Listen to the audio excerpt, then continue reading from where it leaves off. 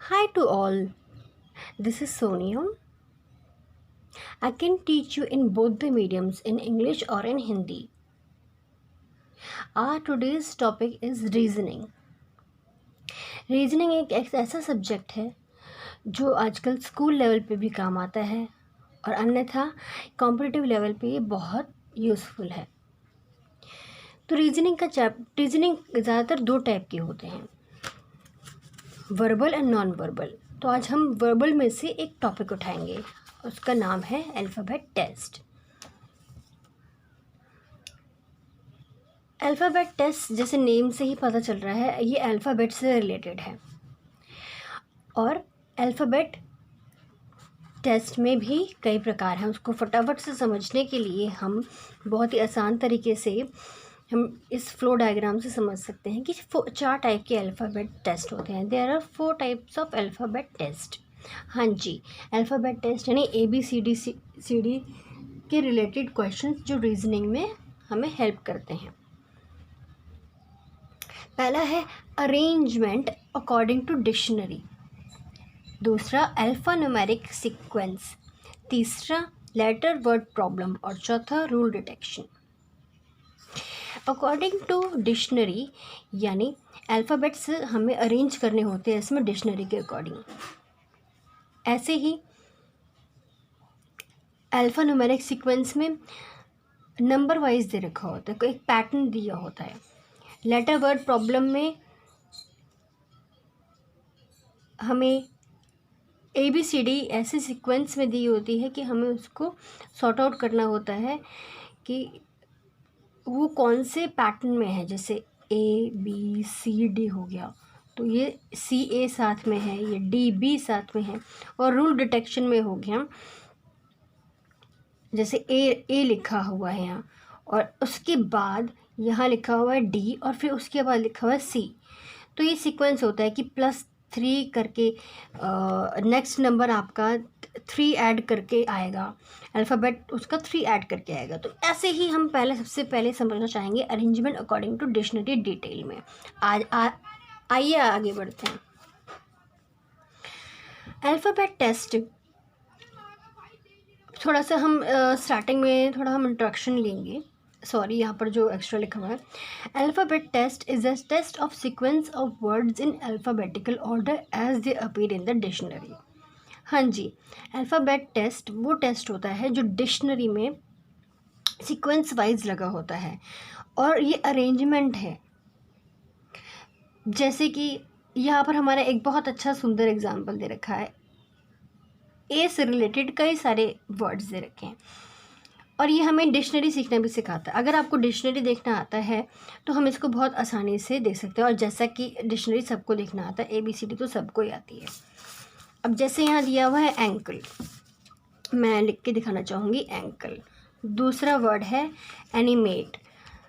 तो मैं आपसे पूछना चाहूँगी कि पहला कौन सा वर्ड डिक्शनरी में आएगा। चलिए चेक करते हैं। इफ़ ए यानी दोनों एक ही सीक्वेंस में है। उसके बाद एन, हाँ जी ये भी एन बराबर है। उसके बाद हम के पे जाएंगे कि के पहले आएगा या आई पहले आएगा। हमें ABCD के अकॉर्डिंग हमें नंबर मालूम है ABCDEF। तो हम रीजनिंग समझने से पहले हम इसको पहले आसानी से याद कर लेते हैं। 1 2 3 4 5 6 7 8 9 ऐसे ही 25 हैं हमारे। तो हम उनको नंबरिंग में याद कर लेना चाहिए। ये मैं आपको दोबारा ये याद करना सिखाऊंगी कि ये ABCD अल्फ़ाबेट्स कैसे याद किए जाते हैं।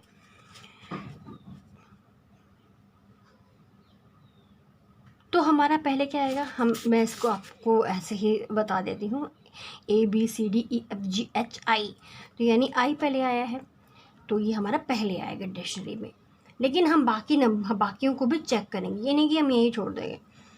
के वो हम तभी छोड़ते हैं जब हम पूरा चैप्टर अच्छे से याद कर लेंगे और बहुत सारे क्वेश्चंस हम बहुत अच्छे से कर लेंगे। हम तभी पहले ही छोड़ देंगे कि आई पहले आता है तो ये हमारा वर्ड पहले डिक्शनरी में आएगा या ये वर्ड पहले डिक्शनरी में आएगा। फिर उसके बाद के देखते हैं, के किस नंबर पे आता है। ABCDEFGHIJK, आई 2 नंबर के बाद आया है के, फिर उसके बाद ये 2 रह जाएंगे और ये 3। तो ये देख लेते हैं हम यहाँ क्या लिखा हुआ है। तो पहले एनिमेट है क्योंकि आई पहले आ गया था, और उसके बाद एंकल है क्योंकि आई के बाद के आता है। तो हमें यहाँ आइडिया हो गया है कि हमें कैसे first type arrangement according to dictionary कैसे डील करना है। ये थोड़ा सा एक लाइन हम थ्योरी पढ़ लेते हैं। Arranging words in alphabetical order implies to arrange them in order as they appear in a dictionary. Yes, arrangement according to dictionary मतलब जैसे वो डिक्शनरी में दिखाई देते हैं हमें वैसे यहाँ सीखना है। For this arrangement first we shall take the first letter of each word, एक एक करके, जैसे हमने यहाँ एग्जाम्पल में देखा था। पहले आई को करेंगे कि आई पहले आता है या के आता है, क्योंकि यहाँ ए एन कॉमन था, तो यानी एक ही सीरीज में है ये। So, and arrange the words in order in which they appear in English alphabet and take the second letter and so on. यहाँ पर ये कहा गया है कि एक एक करके हमें अल्फ़ाबेट देखना होगा, उसके बाद आगे के सारे। तो यहाँ हम इसी किताब से एक एग्जांपल ले लेते हैं। चलो यही ले लेते हैं। Electric, इलेक्टर, elect, electrode, electron. यहाँ पर हमें 5 शब्द दिए हैं। सॉरी, यहाँ नंबरिंग हो रखा है, तो हमें कैसे पता चलेगा कौन सा पहले आएगा। ई एल ई सारे शब्दों में एक जैसा है, ई एल ई। तो हम जो कॉमन अल्फ़ाबेट्स हैं उनको साइड कर देते हैं। सी भी कॉमन है, हर वर्ड में सी है, तो बाकी टी पे आते, टी भी कॉमन है, तो टी हर एक शब्द में है। इलेक्ट, तो ये कॉमन हो गया, इलेक्ट हर एक शब्द में है, और इसके बाद कोई शब्द नहीं, तो ये पहला नंबर हम डाल देते हैं रफ में पेंसिल से। टी के बाद हम देखते हैं, पहला शब्द देखते, टी के बाद आर आ रखा है, क्या किसी में आर आ रखा है पहले टी के बाद? हाँ, इलेक्ट्रोड में आर आ रखा है और इलेक्ट्रॉन में, तो यानी टी के बाद आर भी आ रखा है इन तीनों शब्दों में, इसमें नहीं, इसमें ओ है।